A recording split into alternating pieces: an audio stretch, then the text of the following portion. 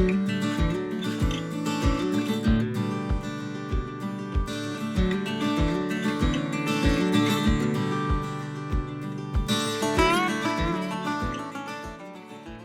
I'm Kyle Bell, and this is Mallory Bell, my wife, and we're Forest Fed Farm, and we raise pigs, chickens for meat, egg layers, and we have a dairy cow. So I was going to school to be an urban planner, and I got accepted to like my dream program, got into it and hated it. And so I kind of had this like crisis that I worked so hard to get into this program, and it absolutely was not what I thought it was going to be. And so in undergrad, I had a class called Food and Environment, and we studied Wendell Berry, Joel Salatin, Michael Pollan, and I was super intrigued with the concepts that all these guys were talking and teaching. We started doing our own little research, and I said, hey, let's like potentially go after it and just see what this is about. We are completely outside. We're using the pigs as a tool to rejuvenate this overgrown wood thicket. This breed is a 50-50 cross of Mangalitsa and Duroc that our friend Wildcat raises. It's been interesting to see them grow out and with the different characteristics of the Mangalitzas usually carry themselves a little bit heavier with a lot more fat, and then your Duroc is more your leaner commercial style hog. And we broke one open yesterday, and it was really cool to see the difference in the fat and the meat. We compared it to like a chop. We compared it to an 18-month-old, just purebred Mangalitsa, and compared to yesterday's pork chop that we broke down from the cross. It was interesting. It had like almost, not double, but a good amount more of meat with a nice layer of fat on it. So we're excited to see what the progress from crossing these.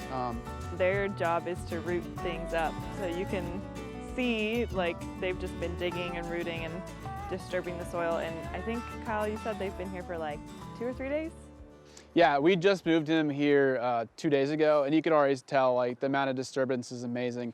We're in a really rainy season right now, so we're moving them very quick. I try to keep them pretty tight because we're really trying to get them to open up the thick layer of leaf material that's there from years of just not doing anything. And so as you can see, they've really opened up the roots and really exposed the soil so we can have a clean slate when we come in here and broadcast some seed. So about 2 days before I move them, I'll go in there with a seed broadcaster, and I'll broadcast a super diverse array of different seeds. I really try to get as many different variations of seed in there as possible. Turn around, you can see like those areas with grass. They were seeded maybe like, what was that, 4 months ago, 3 months ago? And that was just after the pigs, seeded like right after them. And we just let it grow and stay off of it. And then eventually we'll have ruminants go over it once it's sturdy. But I think Kyle said he wants to mow it once before because it makes it sturdier, like thicker. Yeah, it'll just really send the roots down and just make sure I have a really clean stand before I run ruminants in there. That potentially can just pull the entire plant out. So typically I'll go into an area and I will go in with a chainsaw, and I have like a blade cutter, and I go in there and I just take out all the small stuff, which you can and cannot do. I do that because I'm really trying to facilitate opening it up, especially the crown, to get the sunlight in here because it's a super dense pine stand. And I'll clean it out enough where, as you can see, there's not really any bramble in here. There might be a little bit. And then I'll move them over, and then they'll go in and they'll do most of the work for me. But we're actually gonna get a forestry mulcher in here this week, and he's gonna start really expediting our process and allowing us to keep the carbon material on the ground instead of just letting it all out by burning. So we're excited about that. And so at that point, we had been following Justin Rhodes and his channel for a long time. And they stopped at a farm called Full Circle Farm in Florida. And we watched those videos, and it looked like the dream farm. Like they had the whole system going. They had the dairy cows were kind of like the center point of his operation, and then he ran all the other animals symbiotically in the system. And so we were like, that's awesome. And so we decided to send Dennis Solfus, who's the farmer there, an email and see if it was possible to do an internship there to just get our hands dirty, because we had no idea about any of this. We'd watched videos online. At that point, our perception of health was like chicken breasts and broccoli, you know, like the fitness, like the CrossFit culture. We didn't really know at that point what health was. So then that ended up being it was like 5 or 6 months of an internship. And I was actually finishing my doctorate of physical therapy because I'm a physical therapist full time. And so I was finishing school for that, and my school was like an hour from where the farm was, so we were able to do that. So Kyle was more full-time farm internship, and I was like part-time farm internship. So I helped with milking and stuff in the morning, and then I would study all day because I was studying for my board exam. That was the beginning of our marriage, really. It was like we got married, and like 2 months later we did that for the first, half year of our marriage. So it was awesome. We learned a lot from the Stolzfus family, just about like faith, family, farming, everything, like so many amazing things. And then of course we just learned a lot about farming. As soon as I kind of experienced that like crisis of like, oh my gosh, the thing I've been working so hard for, like my degree, my master's degree to go to be an urban planner was not what I wanted, I started interning at a vegetable market garden. And I very quickly, I appreciated what was happening there, but I realized it was not for me. And yeah, I very much prefer a meat-based diet, so I don't have like the value in vegetable crops like Mallory does. Mallory loves vegetables.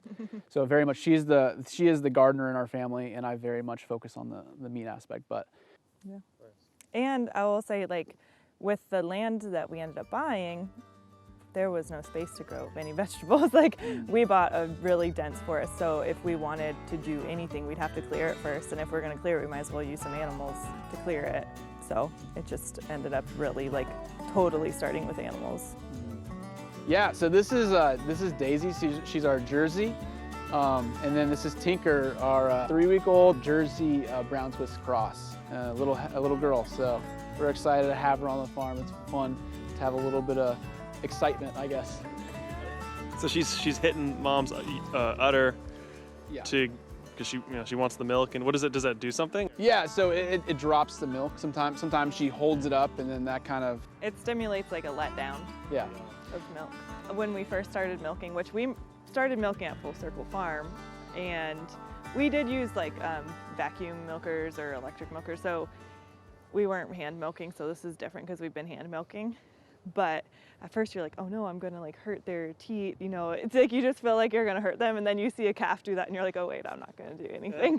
They don't even know, because she sits there so stoic when she's like, boom. Yeah. So yeah, even yesterday I was teaching one of my friends how to milk. She came over and she was like, I just feel like I don't want to like pull on it. I was like, yeah.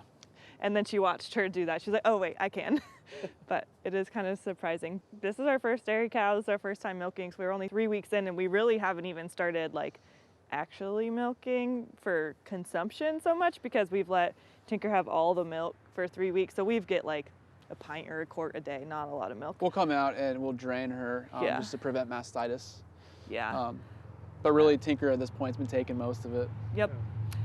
So then starting this week, we'll start separating Tinker in the evening, so that Tinker will not be drinking milk all night long. And that way when we wake up in the morning and go milk Daisy, she will have been storing up milk for 8 hours or so. Mm-hmm. And then you just do that for a while and eventually wean them off, but we won't wean her off for 8 to 10 months, like totally. So it's a slow process, because we want to keep Tinker and we want her to be a future milk cow too. So we want her to get all the nutrition that she can, and make sure that she's big, strong, and healthy. And because we're not a commercial dairy, we don't have pressure of like, well, we have to have this many gallons a day or whatever. Like, we don't care. We want it for us and a couple friends. So it's a blessing that we can make sure that her calf is really strong and healthy. Yeah. I guess in the future then, so you bring a bull, you take her to a bull, or do you artificially inseminate? Have you thought about that? Yeah. Yeah, we have thought about that. Yeah, so we actually think that we're gonna get Mallory trained in the AI, the art of the AI. Yeah. Which is funny also, because I'm a physical therapist, and I'm actually specializing in pelvic physical therapy. Oh. And I was like, it's basically the same thing, so why not? But anyways, I'm really excited. I think it's really interesting. obviously my like arm and hands are a little smaller than men's, which men can do it too, but I don't know, I just have a passion for it. I think it's interesting. So we're gonna AI her, and we might have someone else do that first, but eventually I want to learn how to do it ourselves. Yeah. And what that means, for those who don't know, is basically you get like a tube of frozen semen from a cow or from a bull who is exactly what you want. So you get to have the genetics that you want, which is really cool because Daisy is A2, which we could get into in a little bit, but we don't want to breed her with like the neighbor's bull that we can get access to, right? Like we want to breed her with a good A2 bull that has good genetic traits, that has On grass. yeah, a grass-fed traits. We like, you know, shorter in stature, smaller animals, a lot of different things that we're looking for. So then you can get the exact genetics that you want, and that's going to be better for us. And it's not too expensive, especially once you learn. And then we're not having to deal with the bull here, because it really doesn't make sense to have a bull unless you have like, I don't know, 30 or something cows. Like, I mean, every family and farm can like run it differently, but like, we don't want to have to deal the with herd the bull. size nor the space.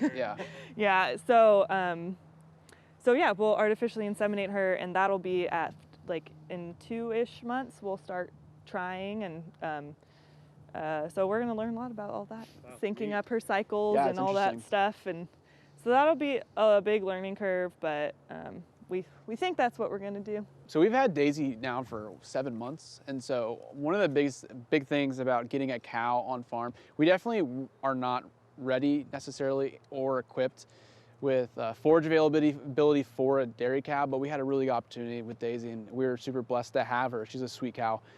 And so, but really our rationale to get a cow without having grass is her back end and what she puts out it. So we've been basically giving her really tight paddocks, and we've sourced really clean hay.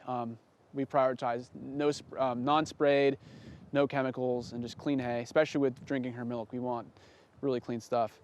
And so we give her really small, tight paddocks, and we every day strategically place her hay where we were trying to add the carbon material. And with giving her a really tight paddock, it allows her for us to control where she's her manure and urine's going. And so we give her a few days. We kind of do it based on observation, based on the weather elements as well, and then we'll move her on. And we're just using a sheep. This is designed for sheep, but really I just use a single strand wire. But because of our new addition with Tinker, we started using this just to keep her contained, because she's got a lot of energy. If we could give advice to someone for, I don't know, if they want to do a homestead level or if they want to run a farm business, we'd say figure out what you're passionate about first. Like, are you passionate about vegetables? Are you passionate about meat? Like, what do you eat the most? And go visit farms that are doing whatever it is you think that you could be passionate about. Right. Yeah, because you sometimes just don't know until you start. But I think the main thing that we really wanted, we were recommended by another farmer actually when we asked him the same question of like, what do we do? Like, how do we start this? We know we want to do it, but we don't know how. He said, grow enough for your family, figure out what you like, and then go from there. Yeah. And that's kind of where we have felt the most comfort, because last year we had like a couple pigs, like not that many chickens. I mean, not a lot, very much homestead level. And then we just kind of figure out like, oh, we really like the pigs. Like, we don't love the chickens. Like, if the sheep are cool, but they're not really fitting in our system the way we thought. Or we love milk, and why don't we just go for that? So you just start figuring out these things. And I tried some gardening. I didn't really like it. I was like, he didn't really feel like helping me. I was like, we're definitely not going to be growing vegetables for sale. Just like trying that on a small scale, and that was really useful and helpful, because it also built up our confidence in whatever we decided to expand.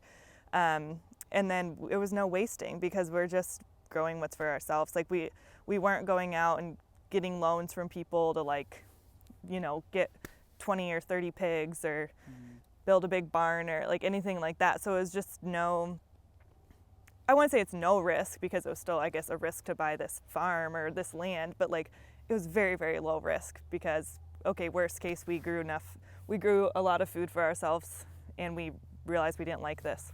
Yeah. So I think that would be the biggest recommendation, is like Yeah.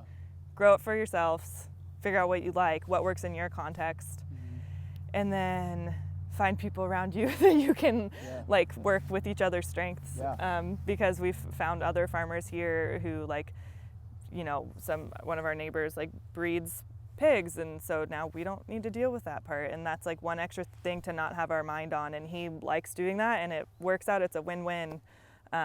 Or people who, I don't know, just do other stuff, but like trying to not do everything, because you can't. And it's really overwhelming, and I think when you want to get into this, there's like a big romanticism of like, I don't know, you see these people online like, I can do this and I can do that and I can do that and I can do everything. And in theory you can, but you got to figure out like what lights you up and what you can handle and what energy you have, because otherwise you're just gonna burn out.